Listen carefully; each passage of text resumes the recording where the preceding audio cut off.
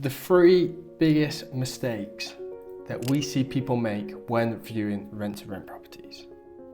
Number one is focusing too much on the property and not the relationship. So when you're viewing the property, it's important to make sure you're building the relationship, you're building rapport with the landlord, because at the end of the day, property is a people business. People work with people they know, like and trust. So if you just go around the property and you just getting all the data and everything like that, but you're not actually spending time to get to know the landlord, it's highly unlikely that they're going to work with you.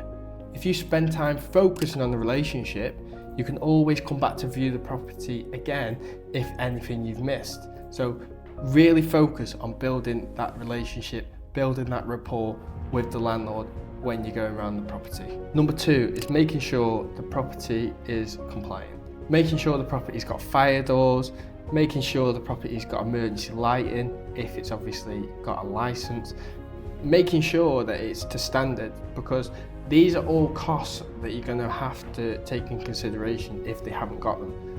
It can soon add up if you're adding 5, 6, 7, 8 fire doors into a property because they haven't already got them. So it's important to double check. And just because they have a license doesn't necessarily mean that it's still compliant, because licenses can last 5, 10 years. So they may have changed the doors in that time.